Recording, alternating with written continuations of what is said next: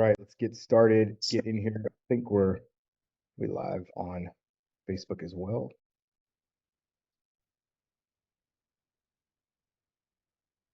So we'll go ahead and get started. So the year 2017, I was watching the Super Bowl. I believe it was actually January of 2017, and the Atlanta Falcons were playing against the New England Patriots. And at the time, I wasn't really a fan of either team, but I lived in Atlanta for several years, and obviously I'd watched a lot of Falcons games living in the Atlanta area, as that's what's on TV, and kind of grew an affinity, if you will, for Matt Ryan and Julio Jones and some of the boys that play there. In fact, one of my sons had gone to school with one of the fullbacks kids, and so there was an affinity for that team, and so I was kind of rooting for them. Plus, I mean, let's be honest, Lord Hoodie had won 6 championships up to that point, and there were multiple Super Bowl winners. And I also wasn't a fan of how they beat the Broncos a couple years ago when Tebow was a quarterback and he was on that magical run. And so I'm like, you know what? I'm going to root against the Patriots. And so here we are in this game, 21-3 at the half. And it was just mind blowing because, anybody that's followed sports, followed Tom Brady, followed any of these things, that Brady's the GOAT. And even at that point, he was pretty much considered the GOAT or about to be. I think at that point, he had won either 4 or 5 championships. I believe it was 5 because he ended up winning 2 more at 7. And so he's at this point where clearly they're down 21-3. And it's like, how are they going to come back from this? No one's comes back. It's the NFL, right? If you jump out to an 18-point lead, a 2-touchdown lead, most of the time in the NFL, you just don't come back from that. At least that's the way it was in the old days. Nowadays, it's a little more fun and gun, a little less, everything's defensive pass interference, defensive holding, extra hit on the quarterback. You touch the guys, you flick the quarterback in the head, and it's a 15-yard penalty against you. And so, not that the Patriots cheated or they did anything like that, but they fell behind 21-3, and then going into the third quarter, midway through the third quarter, I think it was like 6 or 7 minutes left, they're down 28-3. And you go, there's no way in hell these guys are coming back. There's just no way. There's no way that Tom Brady, as magically as he is, Julian Edelman, Gronkowski, great offensive team, there's no way they're going to come back because all Atlanta has to do is what? Eat the clock, throw the ball down the field, get the ball to Julio Jones, get the ball to whoever they got to get it to. I can't remember all the other receivers on the team, and just get out of the way, right? Let the defense do what it's been doing, and you've got yourself a Super Bowl. The first Super Bowl in the history of Atlanta was right there for the taking, 28-3. And well, if you don't know what happened, here's what happened. Atlanta Falcons offense took their foot off the gas. They literally just decided, hey, instead of doing what we did to become successful, we're going to stop doing what we did to be successful so that ultimately we just eat the clock. We just run the clock. And by doing so, and by doing this, we sort of lower the risk. That was the assumption. If I just take my foot off the gas and don't press so hard on the offense, I'm lowering my risk for what? Turnovers, right? Throwing an interception or fumbling the ball. So if I just run the ball, I don't stop the clock, it just keeps going. So logically, I can understand where Kyle Shanahan was going with this. And of course, Kyle Shanahan still hasn't lived this down as he has lost now 3 Super Bowls, 1 as an offensive coordinator, 2 as the coach of the 49ers. And for some reason, he just can't quite get it over the line. And you could even look back at this Chiefs 49ers game last year. Maybe he kind of did the same. I don't know. I'm not going to analyze that one. But thinking about the Patriots and the Falcons being down 28-3, he says, I'm going to change the offense. We're just going to do it this way. We're going to run the ball, eat the clock, because it seems like that would be the best thing to do. But ultimately, it backfired. Ultimately, his sort of complacency that they were winning lost their hunger, lost their edge. And when you lose your hunger and you lose your edge, you have nothing to fight for. You're like, oh, we've already got it in the bag. Guys are already celebrating in the sidelines. Oh, man, we got this. We beat the GOAT. We beat Brady. And this all relates to personal transformation. This all relates to how you showed up in your marriage. Many of you fought for your wife. You went after her. You hunted her. You're like, oh, she's the greatest thing ever. I'm gonna be there for her. I'm gonna do all this stuff. But when push came to shove, you took your foot off the gas. You became complacent. You became focused on the wrong things. You put your effort and your energy into maybe your business, maybe your kids, maybe your hobbies, and you lost focus of that person that you were fighting for, that person that you were going after, and you became complacent. Here's the difference when you look at a Tom Brady. See, Tom Brady down 28-3, he was fucking pissed. I mean, that dude, he's a competitive motherfucker. He's super competitive. I've never been around him, but just watch him. Just watch how he talks to people. See how he thinks that, him and Gronkowski have this little thing back and forth, or him and other quarterbacks or whatever. He wants to be the greatest, but he wants to be the greatest Tom Brady, not the greatest quarterback. And that's the difference. You see a lot of people, they go, oh, I want to be the best dad. I want to be the best husband and all this. And you strive for that. Right now, you're striving for some of that. I just got to somehow convince my wife I'm actually the greatest husband. And when in reality, what she's not looking for is that. She's looking for you to be the greatest you. And Tom Brady, if you look at his career and how he did things up to that point, he was focused on one thing, and that was getting a little bit better every single day.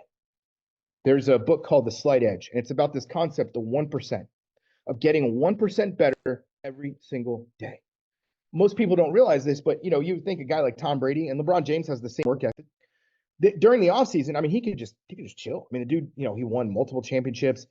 He's at this point in his career where it's like, what else do I got to prove? And that's the thing, is he wasn't out to prove anything. The only thing he was out to do was play the game, was to win the game. Because he knew that if he played the game, he won the game, the winning was the playing, right? The goal became sort of who he was in the process. The process is the goal is the process. The process is the goal is the process, not winning the championship. So you're down 28-3 and you go, okay, so we got to somehow come up with 25 points or 26 points to win this game. And so maybe you try to reverse engineer and go, okay, that means we need to get 4 touchdowns in the matter of 6 minutes. And like each play, we got big chunk yards. We got to get massive plays. No. That's not what they did. What they decided to do was continue to do what works, what they knew would work. Now, obviously, there was some defensive stuff that happened, and there were some other plays that happened. But by the end of it, when the fourth quarter whistle blew, because I'm pretty sure I had to go back and look at this, pretty sure it went into overtime and they won in overtime, but I'm pretty sure they got to a tie game by the end of that. Now, you go, okay, let's throw a bunch of Hail Marys, let's get a bunch of 40-yard passes, and they got a couple of this here and there, but the focus was on consistently doing what they knew to do. Why? Because they knew their identity. See, the Patriot team under Bill Belichick, whether you hate Lord Hoodie or not, whether you hate Tom Brady or not, whether you hate Patriot Machine or not, or you fucking like love them and just like, oh my God, they're the greatest thing ever, right? Because they're kind of polarizing. They were fucking phenomenal at this one thing, which is we have an identity. Everybody does their job, and that's all there is to it. If you notice this, they were really good without having superstars. I mean, rarely did they have superstar wide receivers. They had one superstar, his name was Tom fucking Brady. And that dude was a 6th round draft pick, skinny motherfucker from Michigan. And he was a 7th on the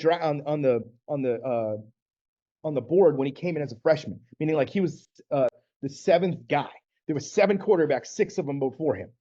And he worked his way to starter and then barely got drafted in the 6th round, was the backup to Drew Bledsoe, who was a god at that point, who had not won a title, but had won for them and had done really well, had a great career out of, I think, Wazoo or whatever it was. And like everybody's thinking, like, this is the guy. And Tom Brady comes in, Drew Bledsoe gets hurt, Tom Brady goes in, wins a championship, wins another championship. Holy shit, who is this guy? He's a guy that consistently wins. Why does he win? Because he's never fucking complacent. There is not one complacent thing about him in terms of football. I don't know about his marriage. The recording has stopped. But when it came to how he showed up, when it came to how he was as a football player, everything was about one thing. And it was, how do I get better day in and day out? You see, this is what's killing most marriages. This is what's killing you right now. You're trying to throw Hail Marys. You're trying to just like, how do I chunk the ball down the field? How do I just like make her see that I'm better? How do I just make her do that? And it's like, dude, that's not what you've got to do. You don't need a Hail Mary to win the game. What you've got to do is be more consistent. You've got to give her more space, and you've got to do it with more time. I use this model called the TSC model, time, space, consistency. And look, if you apply those principles, if you give her time, you give her space, and do it consistently, if you apply those things, you may get to the 4th quarter and you may not have won the game. But here's the thing, it doesn't matter, because at the end of the day, you're going to win you. If you can win you back in this process, you've won the game. You may not be able to win your wife back. That ship might have sailed. This thing might be over. But if you can win you, you've won. Why? Because your kids get you again. Why? Because you have to live with you for the rest of your fucking life. Like when you go and look in that mirror, do you want to be the guy that was the crying little bitch on the floor, begging, pleading?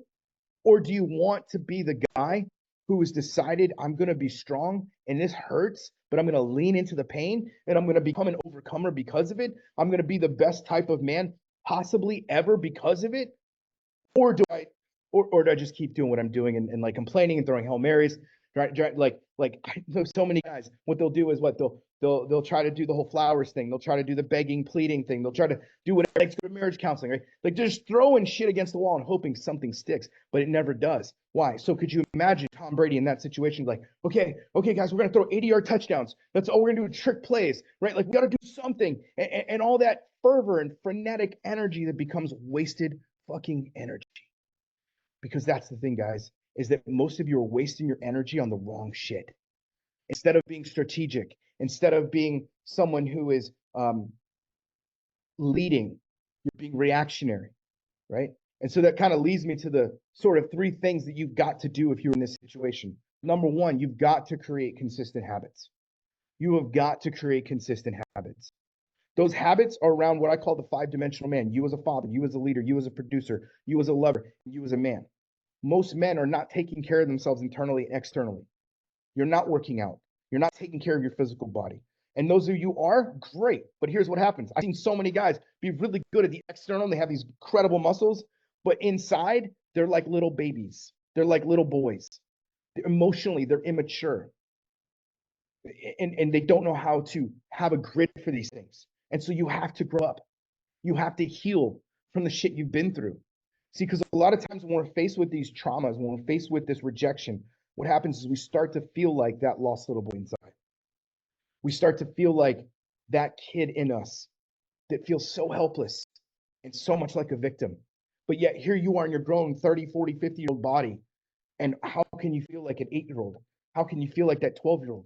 Because your body keeps score. Your body has trauma in it, in the cells, and literally at the cellular level, you have trauma that has kept you in here. And when you have a brain that's not matured in that area, you will revert back to those childish ways.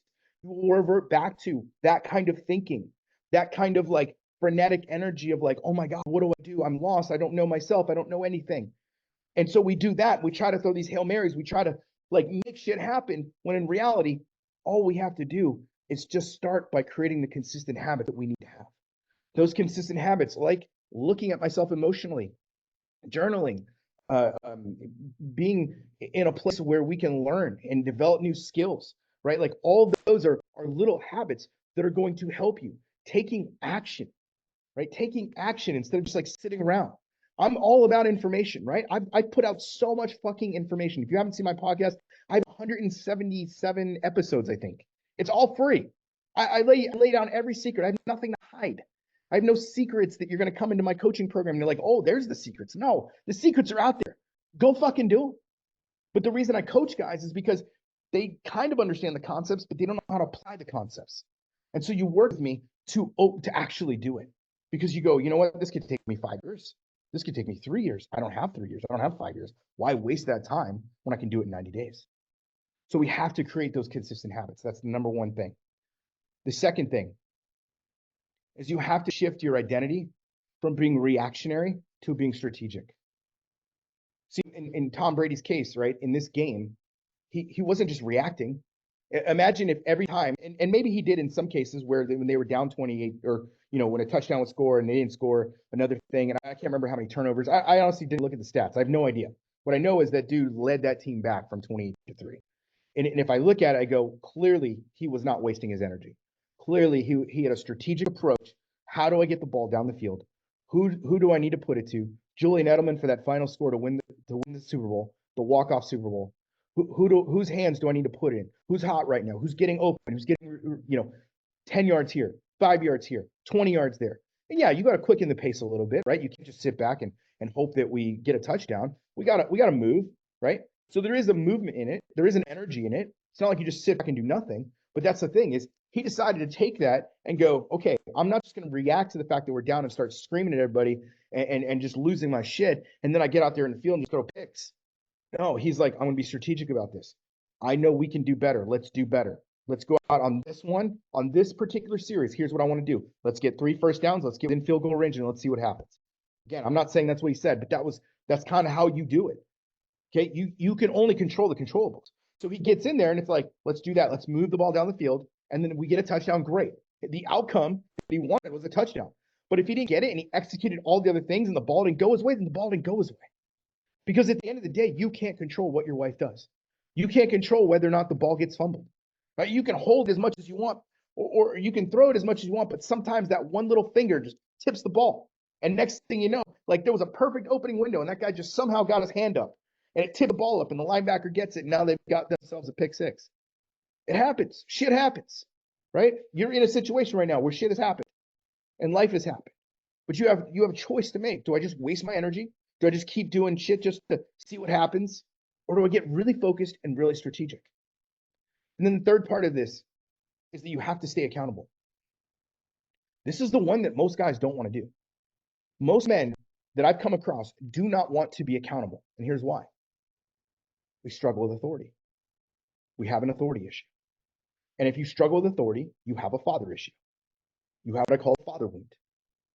Meaning if your father was not a safe man, if he did not help you mold you as a man to give you healthy masculinity, and you can't respect him and you have no respect for him, it is very challenging for you to respect authority.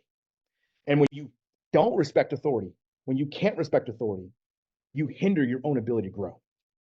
You hinder your own ability to grow. I mean, just look at it naturally in a job situation, right? If you work in a company and the CEO is the main authority and he has a couple managers underneath him, if you don't respect those managers and you mouth off to the manager, it doesn't matter how much the CEO likes you, you are not getting promoted. It's just not going to happen unless you're like the son of the CEO. But most of the time, that's not happening, right? Is because he has those managers there because he's given them authority to be over you. And if you can't submit to their authority, you're fucked. You're fucked. There's no way you're going to be promoted in that company because that's the reason the authority's there. They give you the authority to do the job. And by doing so, you get paid compensatory for that job. So I see so many men, they just struggle with accountability because they don't want to submit to authority. Because to them, authority is like a cuss word. To them, authority is like basically saying there's something wrong with you, right? And so many men think of accountability from a standpoint of what's wrong with you. I look at accountability as what's right with you.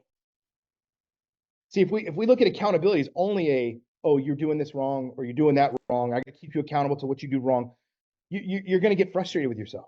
And again, that's what so many men grew up under. A father, this was my dad, it's never good enough. It's never good enough. You don't look like my son.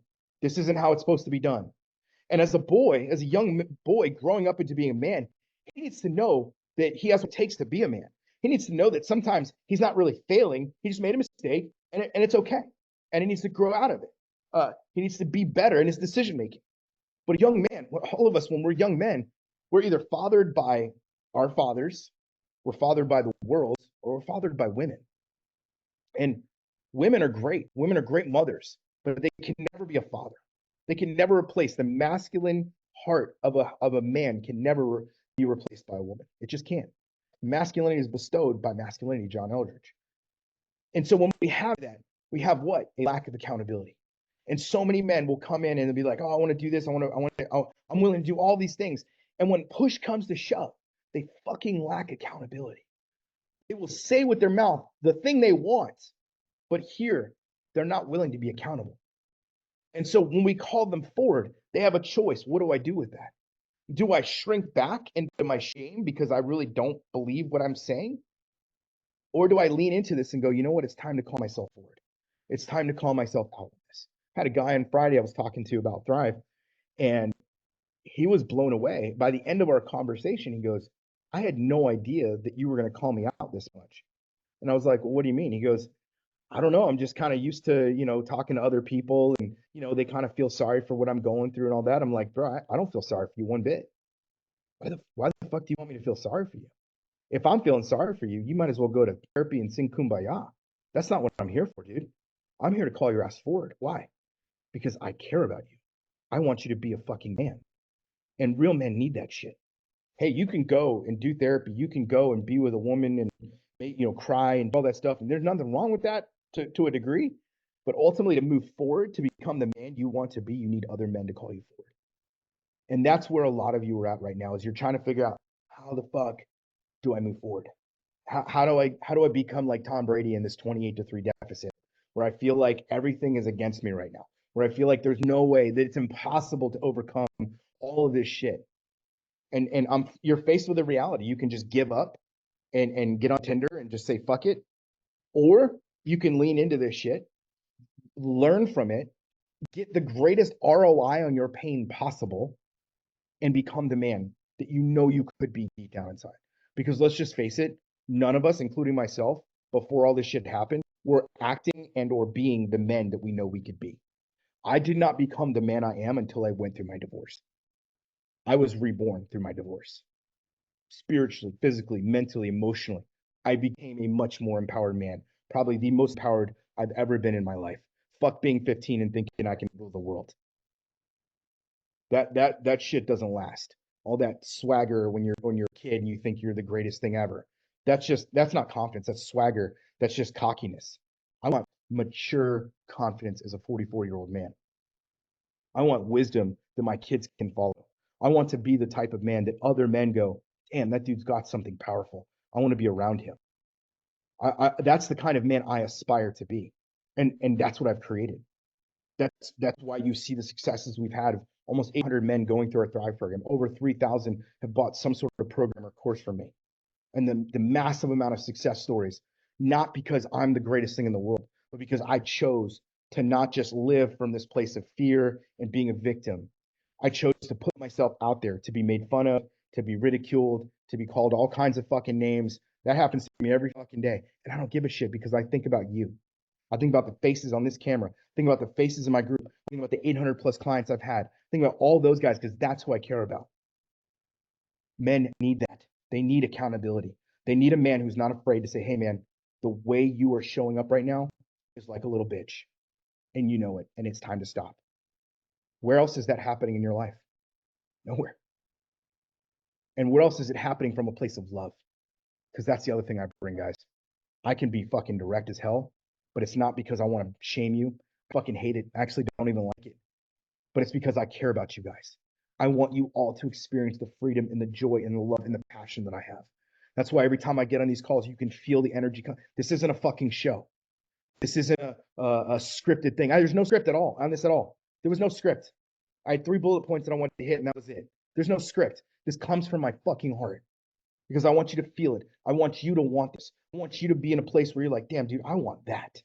I want to have that kind of passion in my life. I want to have that kind of purpose in my life. And it may not be for men's work. I don't care what it's for, but it needs to be something, because complacency has killed you. Complacency in your marriage, complacency in your as a father, complacency as a man has killed you.